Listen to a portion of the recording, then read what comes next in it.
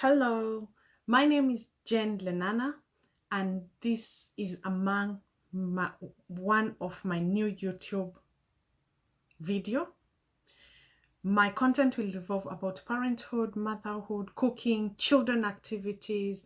So stick around, and I'm hoping we walk this journey together. So today, I'm going to give an honest opinion about transition from baby number 2 to baby number 3. I do understand that this experience might vary from people, and it's different experience because from different families. But my own experience is baby number 1 from 0 to 1.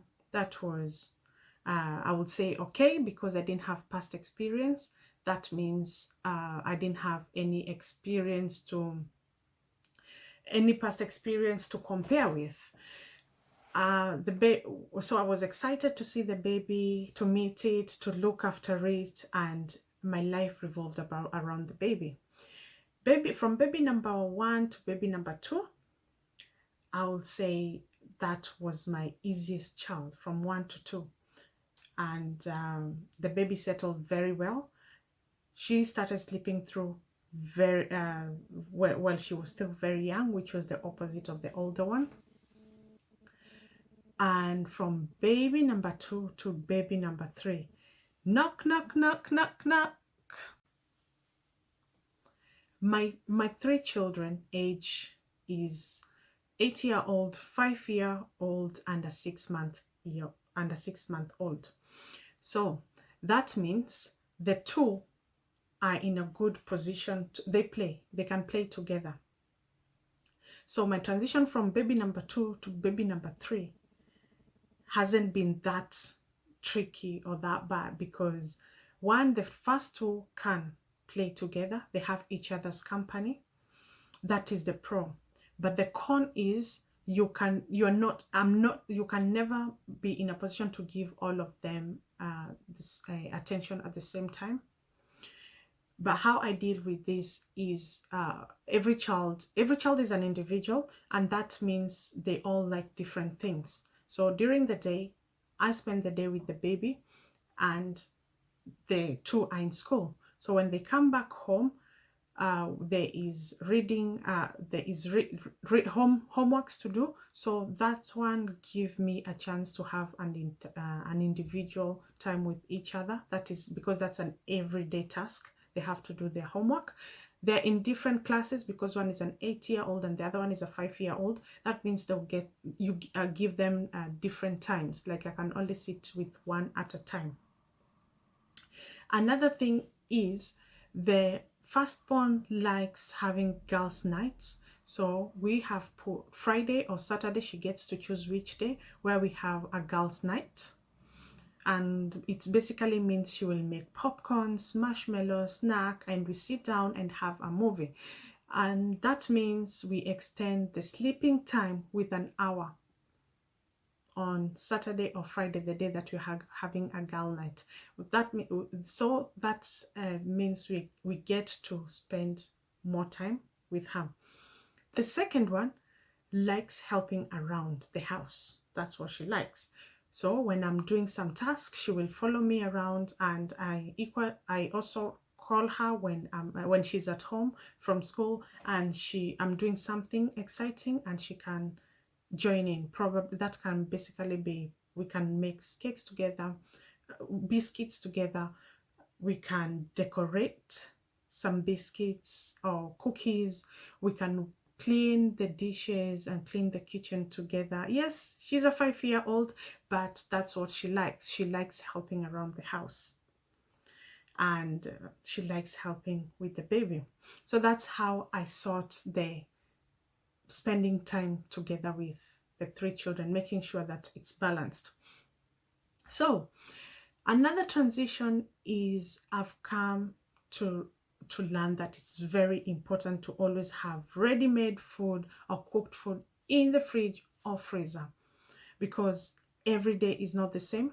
So last night, probably you can have a tricky night with the baby waking up several times, and in the morning you have to get ready, the two children, take them to school, come back, and there's some chores waiting for me. So having food that is ready for the day will really save me a few minutes that I can probably have a little rest, or it also saves me from grumpy children that are going to wait for me to cook. So I've learned that it's very important to always have food. I don't cook for one day or one sitting. I cook food that can also possibility of being eaten tomorrow. That's another transition is I've come to learn that I don't have to do everything. That means it's okay for my laundry to wait for a day without being put away. It's okay for me to, after school drop off, to come and just put my feet down, have my coffee, look after the baby, and just call it a day, depending on how my body is feeling. If I feel I need rest, then that's what I'm gonna do. I don't have to do everything, because looking after 3 children can be draining sometimes. I love them to bits. I can't imagine my life without them, but it can be work and it can be tricky. And looking that I have a 6-month old, so that means I don't get to sleep through the night. So, and yeah, I can hear him. So in addition, I don't have to be everywhere. I don't have to attend all the parties. I don't have to attend everything I'm invited. I don't have to go everywhere, because what comes first is the safety of the children. Are they gonna be safe? Am I gonna be comfortable? Because I don't want to be in a situation that I'm straining or stressing myself. So that means 1 child is okay, 2 you can handle, but 3 you are outnumbered. So I always think ahead. I risk assess everywhere I go. Yeah. So if I'm meant to go for a park, or I'm invited to a party, I have to risk assess if I can get there. Is it a long drive? Is it somewhere I can go alone with the children, or it would work better if I have my partner with me? So I have to think ahead, I have to plan, I have to risk assess, and to make sure that everyone will be okay, because those are 3 human beings that you're looking after. Another transition from 2 to 3 children is that you walk in there with more confidence, because you've already done not 1 but 2 times before. So you walk in there with confidence. You understand that everything is a phase. Yeah, the milk will come, the baby will sleep at some point. Oh, this is just a fever, it will go soon, the baby is teething. So you just go in there with confidence, and which makes things a bit smooth and easier from 2. Another transition, I feel that I have a full house. There's always things going on.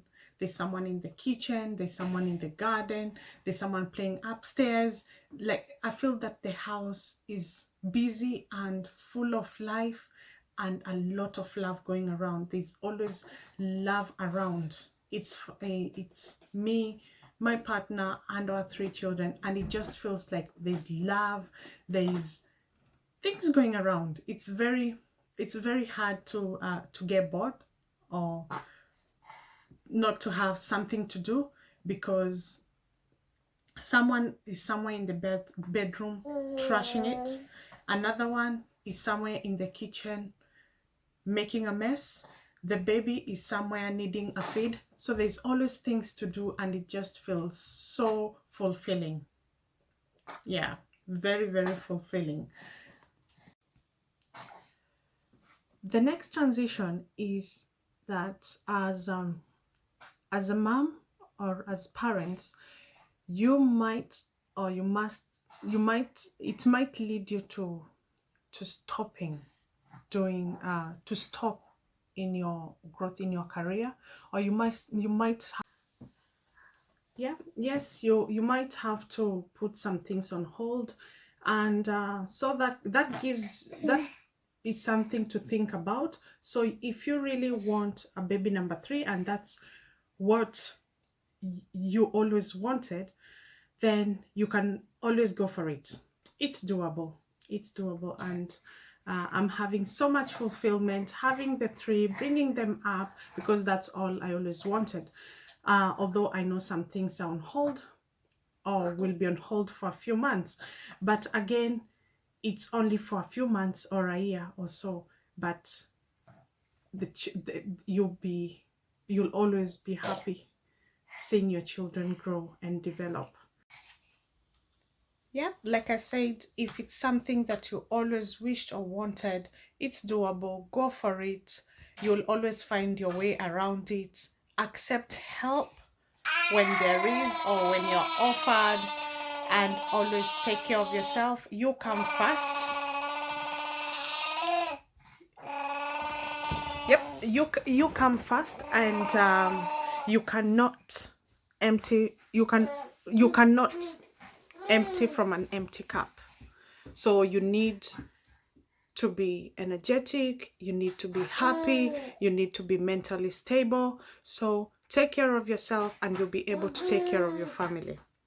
And a full house is happiness. There's a lot of love. There is a lot to offer to each other. Thank you. If you like this content, more of this content, let me know on the comment section. Please like, subscribe, share. Let me know your experiences from babies from 0 to 1, 2 to 3, 3 to 4, or 4 to 5. Thank you.